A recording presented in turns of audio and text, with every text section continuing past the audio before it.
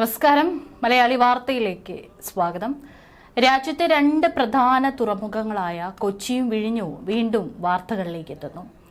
വിഴിഞ്ഞത്ത് നിന്ന് കൊച്ചിയിലേക്കുള്ള യാത്രക്കിടെയാണ് ലൈബീരിയൻ ചരക്ക് കപ്പലായ MSC എൽസ കൊച്ചി പുറംകടലിൽ അപകടത്തിൽപ്പെട്ടത്. കണ്ടെയ്നറുകളുമായി ചെരിഞ്ഞ കപ്പൽ പിന്നീട് മുഴുവനായിട്ട് മുങ്ങുകയായിരുന്നു. കപ്പൽ ജീവനക്കാരായ 24 പേരെയും തീരസേനയുടെയും നാവികസേനയുടെയും മറ്റൊരു ചരക്ക് കപ്പലിന്റെയും പ്രയത്നത്തിൽ രക്ഷിക്കാനായതും നേട്ടമായി. കൊച്ചിക്കൊപ്പം വിഴിഞ്ഞം തുറമുഖം സജീവമായതോടെ കൂടുതൽ സമുദ്ര പാരിസ്ഥിതിക സുരക്ഷ ആവശ്യപ്പെടുന്നുണ്ട്. രാജ്യാന്തര നിലവാരമനുസരിച്ച് നിയന്ത്രണ വിധേയമായ ചെറിയ ചോർച്ചകൾ മാത്രമാണ് കേരളത്തിൽ ഉണ്ടായിട്ടുള്ളത്. എന്നാൽ മറ്റിടങ്ങളിലുണ്ടായ ചില അപകടങ്ങൾ ഉണ്ടാക്കിയ ആഘാതം വളരെ വലുതായിരുന്നു. മൺസൂൺ കേരളത്തിൽ അതിശക്തമായി പ്രവേശിച്ച ദിവസം തന്നെ കേരള തീരത്ത് ചരക്ക് കപ്പൽ അപകടത്തിൽപ്പെട്ടതിന്റെ പിന്നിൽ സമുദ്ര കാലാവസ്ഥയുടെ പങ്ക് എന്താണെന്ന് വ്യക്തമല്ല. കടലിൽ ചെരിഞ്ഞ MSC എൽസ 3 എന്ന ലൈബീരിയൻ കപ്പൽ പൂർണ്ണമായും മുങ്ങിയതോടെ അതീവ ജാഗ്രതയിലാണ് അധികൃതർ. കണ്ടെയ്നറിലെ രാസവസ്തുക്കൾ കടൽ ജലത്തിൽ കലർന്നാലുള്ള സാഹചര്യം നേരിടാനുള്ള തയ്യാറെടുപ്പിലാണ് നാവികസേനയും കോസ്റ്റ് ഗാർഡും സംസ്ഥാന ദുരന്ത നിവാരണ അതോറിറ്റിയും. കണ്ടെയ്നറിലെ ഇന്ധന രൂപത്തിലുള്ള അവശിഷ്ടങ്ങൾ കടലിൽ പരന്നാൽ അത് ജലജീവികളെയും കടലിലെ ആവാസ വ്യവസ്ഥയും സാരമായി ബാധിക്കും. കപ്പൽ പൂർണ്ണമായി മുങ്ങിയതിനാൽ ബങ്കർ ഫ്യൂവൽ, അതായത് കപ്പൽ ഇന്ധനവും കടലിൽ ഏതാണ്ട് 2 നോട്ടിക്കൽ മൈൽ ചുറ്റളവിൽ വ്യാപിച്ചു എന്നാണ് ലഭിക്കുന്ന വിവരം. കണ്ടെയ്നറിൽ നിന്ന് ഇന്ധനം കടലിൽ പടർന്നതിന് ഇതുവരെ തെളിവുകൾ ലഭിച്ചിട്ടില്ലെന്നാണ് ഹൈദരാബാദ് ആസ്ഥാനമായ ഇൻകോയിസിലെ Indian international centre for ocean information സർവീസിലെ മുതിർന്ന ശാസ്ത്രജ്ഞൻ TM ബാലകൃഷ്ണൻ പറഞ്ഞിരിക്കുന്നത്. ഉപഗ്രഹ ദൃശ്യങ്ങളിൽ ഇക്കാര്യം വ്യക്തമാണ്. കാറ്റിന്റെ ഗതിയും കടൽ തിരകളുടെ ചലനവും അനുസരിച്ച് ആലപ്പുഴ കൊല്ലം തീരത്തേക്കാണ് കണ്ടെയ്നറുകൾ ഒഴുകിയെത്തുക. ഇവയുടെ അടുത്തേക്ക് പോകരുതെന്ന് നിർദ്ദേശമുണ്ട്. കേരള തീരത്ത് ഇത്രയും വലിയ കപ്പൽ അപകടം അടുത്തെങ്ങും ഉണ്ടായിട്ടില്ല. എന്നാൽ എന്നൂർ തുറമുഖത്ത് 2017 2 കപ്പലുകൾ കൂട്ടിയിടിച്ച് എണ്ണ കടലിൽ ചോർന്നതാണ് അടുത്തിടെ ഉണ്ടായ ഏറ്റവും വലിയ അപകടം. ജനുവരി 28 ഉണ്ടായ അപകടത്തിൽ 251.46 ടൺ എണ്ണയാണ് കടലിലേക്ക് ചോർന്നത്. ചെന്നൈ തീരത്ത് 35 കിലോമീറ്ററോളം ദൂരത്തിൽ എണ്ണ വ്യാപിച്ചു. പുതുച്ചേരി വരെ എണ്ണയുടെ സാന്നിധ്യം അനുഭവപ്പെട്ടു. എണ്ണ ചോർച്ചയെ തുടർന്ന് കടലാമകൾ ചത്തു. 2000ഓളം പേർ മാസങ്ങളോളം ശ്രമിച്ചാണ് എണ്ണ കടലിൽ നിന്ന് മാറ്റിയത്. അതുവരെ മത്സ്യബന്ധനത്തിന് നിയന്ത്രണം ഏർപ്പെടുത്തി. കൊച്ചിയിലെ കപ്പലിൽ നിന്ന് എണ്ണ ചോർച്ച ഉണ്ടായോ എന്ന് 48 മണിക്കൂറിനുള്ളിൽ അറിയാമെന്നാണ് ബാലകൃഷ്ണൻ പറഞ്ഞിരിക്കുന്നത്. ഇൻകോയിസ് കോസ്റ്റ് ഗാർഡുമായി നിരന്തരം ആശയവിനിമയം നടത്തുന്നുണ്ട്. എണ്ണ ചോർച്ചയുണ്ടായാൽ നടപടിയെടുക്കേണ്ടതും അത്യാവശ്യമാണ്.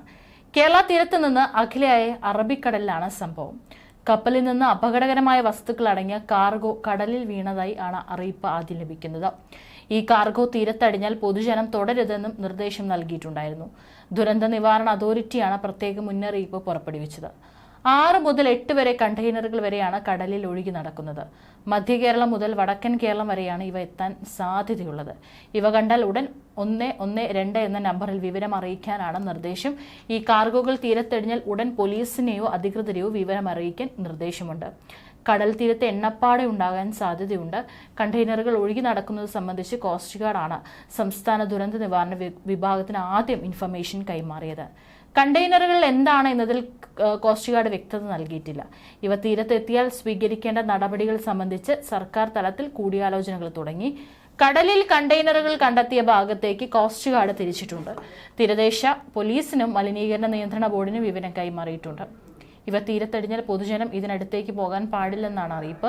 വലിയ ആശങ്കകൾ നിറഞ്ഞ നിമിഷമാണെന്നും അധികൃതർ പറയുന്നു. ഇത്തരമൊരവസ്ഥ ആദ്യമാണെന്നും അധികൃതർ വ്യക്തമാക്കുന്നു. കടലിൽ പോയ കണ്ടെയ്നറിനുള്ളിൽ അപകടകരമായ വസ്തുക്കൾ ഉണ്ടോ എന്ന് പരിശോധന നടത്തിയതിനു ശേഷമാണ് വീണ്ടെടുക്കാനുള്ള വിവിധ ഏജൻസികളുടെ സംയുക്ത ദൗത്യം ആരംഭിക്കുക.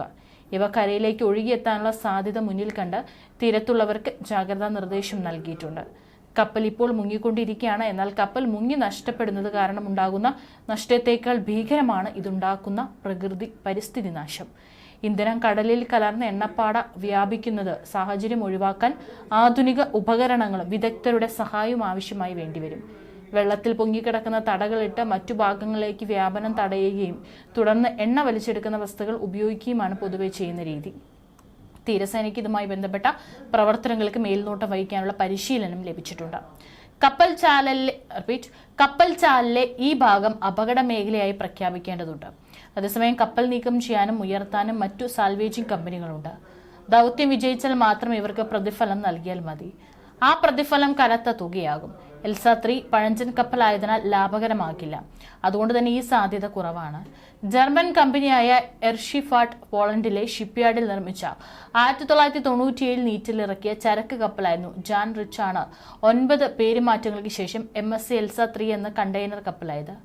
കണ്ടെയ്നറുകൾ മദർഷിപ്പുകളിൽ കയറ്റാനും ഇറക്കിയവ ചെറു തുറമുഖങ്ങളിൽ എത്തിക്കാനും ഉപയോഗിക്കുന്ന ഫീഡർ കപ്പലാണ് ഇപ്പോഴിത്. എന്നാൽ കണ്ടെയ്നർ കപ്പലായതെന്ന് വ്യക്തമല്ല. പഴയ കാർഗോ കപ്പലുകൾ ഫീഡർ കണ്ടെയ്നർ കപ്പലുകളാക്കി മാറ്റുന്നത് പതിവാണ്.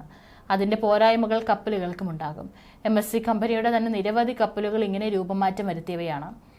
IMO നമ്പർ 91232221 ലൈബീരിയൻ കപ്പലായ MSC എൽസ 3 കൊച്ചി തീരത്ത് മുങ്ങിയതായി PIB വാർത്താക്കുറിപ്പിലും വ്യക്തമാക്കിയിട്ടുണ്ട്. കപ്പലിലുണ്ടായിരുന്ന 24 ജീവനക്കാരിലും എല്ലാവരെയും രക്ഷപ്പെടുത്തിയിട്ടുണ്ട്. INS സുജാതയും രക്ഷപ്പെടുത്തൽ സംഘത്തിലുണ്ടായിരുന്നു. 640 കണ്ടെയ്നറുകളുമായാണ് കപ്പൽ മുങ്ങിയത്. ഇതിൽ 13 കണ്ടെയ്നറുകളിൽ അപകടകരമായ ചരക്കുകൾ ഉണ്ടായിരുന്നെന്നും 12 എണ്ണത്തിൽ കാൽസ്യം കാർബൈഡ് അടങ്ങിയിരുന്നതായും PIB വ്യക്തമാക്കി. കപ്പലിൽ 84.44 മെട്രിക് ടൺ ഡീസലും 367.1 മെട്രിക് ടൺ ഫർണസ് ഓയിലും നിറച്ചിരുന്നു. ഇതുവരെ എണ്ണ ചോർച്ച റിപ്പോർട്ട് ചെയ്തിട്ടില്ല. കേരള തീരത്തെ സമുദ്ര ആവാസ വ്യവസ്ഥ കണക്കിലെടുത്ത് കോസ്റ്റൽ ഗാർഡ് മലിനീകരണ പ്രതിരോധത്തിനായുള്ള എല്ലാ തയ്യാറെടുപ്പുകളും സജീവമാക്കിയിട്ടുണ്ട്. എണ്ണ ചോർച്ച കണ്ടെത്തുന്ന അത്യാധുനിക സംവിധാനങ്ങളുള്ള ICG വിമാനങ്ങൾ ആകാശ നിരീക്ഷണം നടത്തുന്നുണ്ട്. മലിനീകരണ പ്രതിരോധ ഉപകരണങ്ങളുമായി ICG കപ്പലായ സക്ഷവും പ്രദേശത്ത് നിലയുറപ്പിച്ചിട്ടുണ്ട്. എന്നാൽ കാലവർഷത്തെ തുടർന്ന് പ്രക്ഷുബ്ധമായ കടലിൽ കണ്ടെയ്നറുകൾ അതിവേഗം ഒഴുകി നടക്കുന്ന അപകടകരമായ സ്ഥിതിവിശേഷമാണുള്ളത്. ഇതിനാൽ ഏറെ ജാഗ്രതയോടെയാണ് കോസ്റ്റ് ഗാർഡിന്റെ പ്രവർത്തനങ്ങൾ. കരയിലേക്ക് ശക്തമായ കാറ്റുള്ളതിനാൽ ഇവ തീരത്തേക്ക് അടിഞ്ഞേക്കാമെന്നുള്ള മുന്നറിയിപ്പുണ്ട്. ഏറെ തിരക്കേറി രാജ്യാന്തര കപ്പൽ ചാലിലൂടെ കടന്നു പോകേണ്ട എല്ലാ യാനങ്ങൾക്കും മുന്നറിയിപ്പ് നൽകിയിട്ടുണ്ട്. ഇന്നലെ കടലിൽ വീണ കണ്ടെയ്നറുകൾ കൊല്ലം ആലപ്പുഴ തീരത്തെത്താനാണ് കൂടുതൽ സാധ്യതയെന്നാണ് ദുരന്ത നിവാരണ അതോറിറ്റി പറയുന്നത്. തിരുവനന്തപുരം തീരത്ത് എത്താൻ വിദൂര സാധ്യതയുണ്ടെന്നും ഉച്ചയോടെ കണ്ടെയ്നറുകൾ തീരത്തേക്ക് എത്തും എന്നായിരുന്നു ആദ്യ മുന്നറിയിപ്പിലുണ്ടായിരുന്നത്. പക്ഷേ ഇതുവരെയായിട്ടും ഒരു തീരത്തും കണ്ടെയ്നർ അടുത്തിട്ടില്ല എന്നാണ് ലഭിക്കുന്ന വിവരങ്ങൾ. എന്തായാലും എണ്ണപ്പാടെ പ്രതിരോധിക്കുന്നതിനുള്ള നടപടികൾ സ്വീകരിച്ചു വരുന്നു. കണ്ടെയ്നറുകൾ എത്താൻ ഏറ്റവും കൂടുതൽ സാധ്യത ആലപ്പുഴ തീരത്താണ്. കപ്പൽ മുങ്ങിയ സ്ഥലത്ത് നിന്ന് 20 നോട്ടിക്കൽ മൈൽ പരിധിയിൽ മത്സ്യബന്ധനം നടത്തരുതെന്നും നിർദ്ദേശം നൽകിയിട്ടുണ്ട്. കപ്പൽ മുങ്ങിയതോടെ കൂടുതൽ കണ്ടെയ്നറുകൾ കടലിലേക്ക് വീണിട്ടുണ്ട്. എണ്ണപ്പാട തീരത്തേക്ക് വരാതിരിക്കാനുള്ള ശ്രമം നടത്തുന്നുണ്ടെന്നും പറഞ്ഞിട്ടുണ്ട്. റാപ്പിഡ് റെസ്പോൺസ് ടീം എല്ലാ ജില്ലകളിലും തയ്യാറാണ്. മത്സ്യബന്ധന തൊഴിലാളികൾക്കും അറിയിപ്പ് നൽകിയിട്ടുണ്ടെന്നും വ്യക്തമാക്കിയിട്ടുണ്ട്. മുങ്ങിയ കപ്പലിൽ നിന്നുള്ള വസ്തുക്കൾ എന്ന് തോന്നുന്നവ തീരത്ത് അടിഞ്ഞത് ചുരുങ്ങിയത് 200 മീറ്റർ എങ്കിലും മാറി നിൽക്കണം. കൂട്ടം കൂടി നിൽക്കരുത്. വസ്തുക്കൾ അധികൃതർ മാറ്റുമ്പോൾ തടസ്സം സൃഷ്ടിക്കരുതെന്നും സംസ്ഥാന ദുരന്ത നിവാരണ അതോറിറ്റി അറിയിച്ചിട്ടുണ്ട്.